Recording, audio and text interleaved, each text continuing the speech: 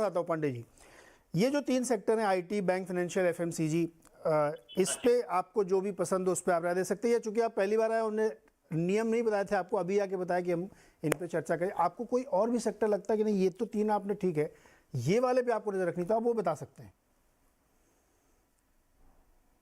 पहले तो ये तीनों पे डिस्कस कर लेते हैं, फिर मैं चौथा सेक्टर अपनी तरफ से बताता हूँ।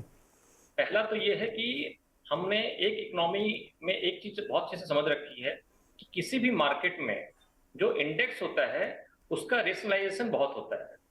तो लास्ट 5-10 साल जो थे वो सर्विसेज इंडस्ट्रीज के थे, चाहे वो आईटी हो चाहे वो बैंक हो। अब जो नेक्स्ट 10 साल हैं वो मैन्युफैक्चरिंग के लग रहे हैं लोगों को। अब हुआ क्या है, लास्ट 3 सालों में अगर आप एवरेज देखें, लास्ट 3 साल की अगर एवरेज देखें, तो आईटी कंपनीज ने 93% का रिटर्न दिया है, बैंकिंग सेक्टर ने दिया है लगभग लगभग 40% का, और एफएमसीजी कंपनी ने भी दिया है लगभग लगभग 36% का। तो 93% वाला जो रिटर्न है वो कहीं ना कहीं तो रेशनलाइज होगा। तो इसीलिए धीरे धीरे धीरे जो आप देख रहे हो सेलिंग आ रही है, इसका सबसे बड़ा रीजन यही है कि लोग थोड़ा सा सेक्टर फोकस्ड हो गए हैं। लोग थोड़ा सा सेक्टर को मैनेज कर रहे हैं, अपने पोर्टफोलियो को मैनेज कर रहे हैं, और ये ग्लोबली हो रहा है। हर आदमी रिस्क मैनेजमेंट देखना चाहता है। पहले बहुत कुछ हो गया, बट तेजी से तेजी मार्केट में जब चली तो उस समय ये कोई नहीं देख रहा था कि किस सेक्टर में वो इन्वेस्ट कर रहे हैं। उस समय पे लोग इन्वेस्ट कर रहे थे क्योंकि पैसे बन रहे थे। और इन सब जो आपने अभी जैसे बताया कि जो फांग नेम थे यूएस के, उन सब में जो इन्वेस्टमेंट था अंधाधुंध चल रहा था। चाहे कोई भी देश का कोई भी बड़ा एफआई इन्वेस्टर था, उसने उन सब कंपनियों में इन्वेस्ट किया। आज अगर आप देखें उन्हीं सभी कंपनियों में करेक्शन आए हैं। ये करेक्शन आने का सबसे बड़ा रीजन यही है कि सबसे ज्यादा चले भी वही थे, अब आज वो करेक्ट हो रहे हैं। आज मैं इसलिए बोल रहा हूँ कि जब आपने अभी भी बताया कि बैंकिंग सेक्टर लोग बहुत अच्छा बोल रहे हैं, क्योंकि बैंकिंग सेक्टर चला ही नहीं लास्ट 3 सालों में, जो चला है उसका रिटर्न बहुत छोटा है। तो अब लोग ये देख रहे हैं कि अब मैं आईटी मेरे पास बहुत ज्यादा है, मेरे पास एफएमसीजी महंगा बहुत है, तो मेरे पास बैंकिंग सेक्टर ऐसा था जो लास्ट कोविड के बाद लिक्विडिटी ज्यादा होने के बाद लोगों ने बैंकों की तरफ ध्यान नहीं दिया, क्योंकि लोगों को लगा बहुत बड़ा रिस्क हो सकता है किसी भी इकोनॉमी में, किसी देश की इकोनॉमी में। तो लोगों ने बैंकों और एनबीएफसी में इन्वेस्टमेंट ज्यादा नहीं किए। अब उनको लग रहा है कि इंडिया में, खासकर इंडिया की अगर मैं बात करूं, तो इंडिया में सबसे लोवेस्ट लेवल पे इस बार एनपीए नंबर्स अनाउंस हुए हैं। दिस मीन टू से कि आईबीसी ने जो अपने केसेस रिजॉल्व किए हैं, उनकी जो स्पीड है वो इतनी तेज रही कि धीरे धीरे सिस्टम में एनपीएस का रिकग्निशन स्लो हो गया और लोगों की बैलेंस शीट बहुत अच्छी हो गई। जैसे आपने हाल ही में देखा होगा, एसबीआई है, एक्सिस बैंक है, आईसीआईसीआई है, इन सबके रिजल्ट्स कितने अच्छे आए हैं। ये रिजल्ट अच्छे आने का रीजन ये नहीं है कि उनमें इन्वेस्टमेंट ज्यादा या कम हुआ था। इन सब का सबसे बड़ा रीजन यही है कि हमारी इकोनॉमी ने बहुत अच्छा काम किया। हमारी जो ओवरऑल जो भारत की जो इकोनॉमी है उस पर बहुत ज्यादा काम हुआ है। इसका ये रेप्लिकेटर है। अभी कौन सा पसंद आ रहा सेक्टर आपको? सर जी, मुझे तो अभी बहुत अच्छा लग रहा है बैंकिंग सेक्टर, बिकॉज मुझे ऐसा लगता है कि अभी भी ये मतलब यहाँ से क्योंकि वहां पे 2-3 साल से लोगों ने बड़ा इन्वेस्टमेंट नहीं किया है, तो लोग अपने पोर्टफोलियो की रीसाइजिंग करेंगे और बैंकिंग सेक्टर का जो वेटेज है वो बढ़ाएंगे। Okay. Banking and financial sectors की अब मैं बात कर रहा हूँ। हाँ, बैंक एंड फाइनेंस पूरा, इसके अलावा कोई और आप कह रहे थे चौथा ही बताऊंगा, वो चौथा क्या है, संक्षेप में बताइए। मैं तो देख रहा हूँ जिस तरह लिस्टिंग हो रही है, जिस तरह नई नई कंपनियां आ रही हैं, लिस्ट हो रही हैं, खासकर रियल्टी सेगमेंट में और इंफ्रा सेगमेंट में, वहां पे मुझे लगता है वैल्यूएशन बहुत ज्यादा सस्ते हैं। वहां पे हो सकता है कि धीरे धीरे धीरे धीरे वो वैल्यूएशन कैचअप आए और लोग उसमें थोड़ा सा इन्वेस्ट करें। तो मेरा ये मानना है, अगर आपको रियल्टी पसंद नहीं है तो आप बिल्डिंग मटेरियल सेगमेंट देख लीजिए। और बिल्डिंग मटेरियल सेगमेंट भी काफी बड़ी तेजी से ग्रो कर रहा है इंडिया में, ब्रांड्स बन रहे हैं। आप देखिए आज के डेट में जब मैं आईपीएल मैच देखता हूँ, मैक्सिमम बिल्डिंग मटेरियल वाली कंपनियों ने ऐड दिया है। ये अपने आप में बहुत बड़ी बात है। आप देखिए, सबसे ज्यादा हम लोग पहले ऐड देखते थे एफएमसीजी कंपनियों के, इस बार बिल्डिंग मटेरियल वाली कंपनियों के ऐड थे आईपीएल में। तो ये एक सोच बताती है कि इंडिया ब्रांड्स की तरफ काम कर रहा है, और जब इंडिया ब्रांड्स की तरफ काम करेगा इसका मतलब इंडिया की इकोनॉमी भी अच्छी चल रही है, और जब इंडिया की इकोनॉमी अच्छी चलेगी तो स्वाभाविक मार्केट भी अच्छा चलेगा। तो होम इम्प्रूवमेंट, बिल्डिंग मटेरियल, यानी जिसमें सीमेंट भी हो सकती है, लोहा हो सकता है, सरिया हो सकता है, पाइप हो सकता है, प्लास्टिक के पाइप, टाइल हो सकता है, प्लास्टिक के पाइप हो सकते हैं, लोहे के पाइप हो सकते हैं, ये वाले सेक्टर्स पे ध्यान रखना चाहिए। ये एक नया एडिशन किया अजय भाई ने। अच्छा, अब गुरमीत जी के पास, गुरमीत जी बताइए आपको क्या पसंद है? तो मेरा ये मानना है, जब कंसेंसस व्यू किसी पे आता है तो थोड़ा सा कॉशियस होने की जरूरत है। मैं देख रहा हूँ बहुत सारे लोग पीएसयू बैंक्स भी काफी लैपअप कर रहे हैं।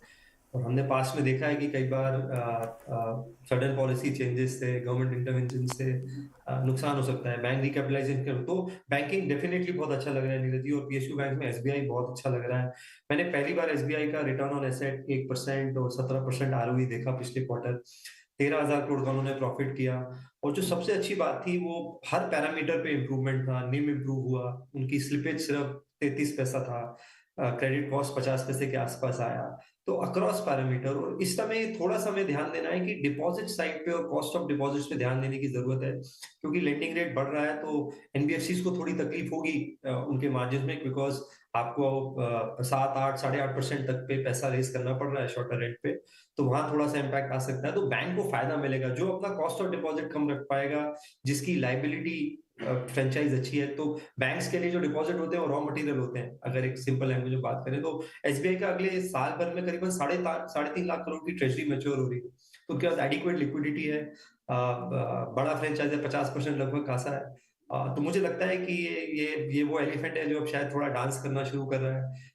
तो पीएसयूज में भी थोड़ा सिलेक्टिव होने की जरूरत है। प्राइवेट बैंक्स भी अच्छा करेंगे, थोड़ा सा टियर 2 प्राइवेट बैंक्स में केयरफुल रहे। कैनेडा में मत हुई है कि सडनली सब कुछ अच्छा होने वाला है तो मैं क्रेडिट क्वालिटी को नजरअंदाज कर दूं। देखिए, लोन ग्रो करना बहुत आसान है अच्छी साइकिल में, प्रॉब्लम बाद में आती है जब एनपीए बनना शुरू होते हैं। हमने देखा है कई बार पिछले साइकिल में। तो थोड़ा सा केयरफुल रहिए क्वालिटी को लेके बैंक्स में भी। आईटी मुझे लगता है डिफरेंशिएट करेगा, तो सब अच्छा नहीं करेगा, और जिन कंपनी के में डिजिटल डील्स ज्यादा है, मल्टी ईयर एन्युटी डील्स ज्यादा है, वो अच्छा करेंगे। आप जैसे इन्फोसिस देखिए, आप बड़ी कंपनीज में उन्होंने गाइडेंस अपवर्ड रिवाइज करी, 15-16% कर दी 13-14% से, लगभग $2.7 बिलियन की डील विंस थी। छोटी कंपनी में आप देखिए केपीआईटी ने एक नई कंपनी एक्वायर करी, वो 23% गाइडेंस कर दिया 19% से। वो सिर्फ ऑटो, वो जिसे हम केस बोलते हैं, connected autonomous shared electric mobility बोलते हैं, वो ऑटोमोबाइल कंपनीज को सॉफ्टवेयर सोल्यूशन देती हैं। आप देखिए कार में 10% सॉफ्टवेयर कॉस्ट थी आज से 6 साल पहले, आज लगभग 25% है, 2-3 साल में 50% होने वाली।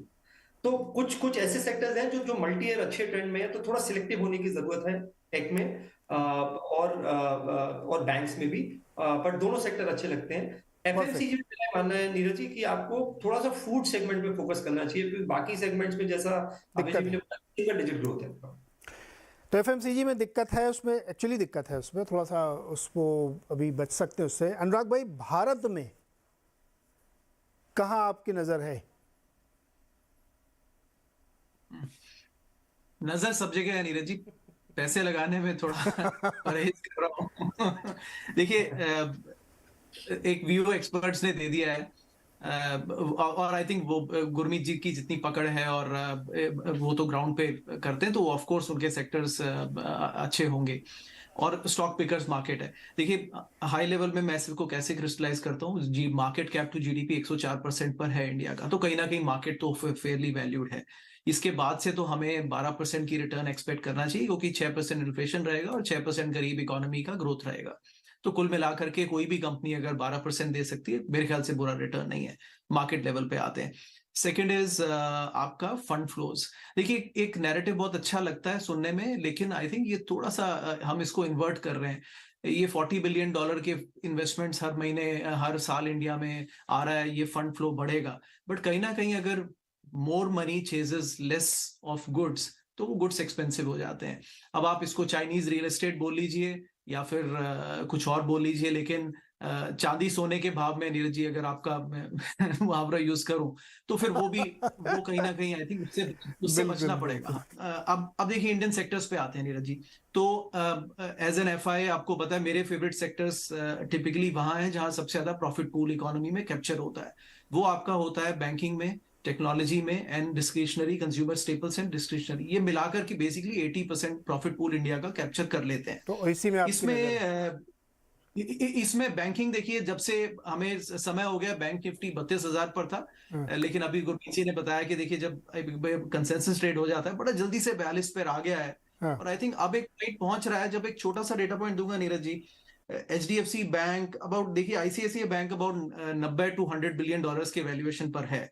यहाँ पर JP Morgan, which is the beacon of banking in the world, वो 350-400 के वैल्यूएशन पर है, राइट। बैंक ऑफ अमेरिका, इतना स्टेबल बैंक, 300 बिलियन के वैल्यूएशन पर है। तो कहीं ना कहीं हम अपने बैंक्स को भी अगर हम 150 बिलियन का वैल्यूएशन देते हैं एचडीएफसी बैंक को, तो हम कहीं, देखिए हम 3 बिलियन की इकोनॉमी है, मार्केट शेयर यहाँ भी टॉप बैंक करीब top 2 banks 25% market share hold करते हैं। आई थिंक हम उस सेक्टर को थोड़ा ओवर वैल्यू कर रहे हैं, बट वो आना चाहिए, लेकिन इकोनॉमी की ग्रोथ के साथ में उसको चलना है, इतना जल्दी से नहीं चलना है, तो फिर थोड़ा कॉशियस होने का समय आता है। That's when I take the money little bit off the table, because फिर वो Valuation यहाँ पे matters. अपॉर्चुनिटी, हाँ राइट, बिल्कुल। तो अनुराग जी जो कह रहे हैं वो बहुत मार्की बात है, आपसे बड़े वाले ये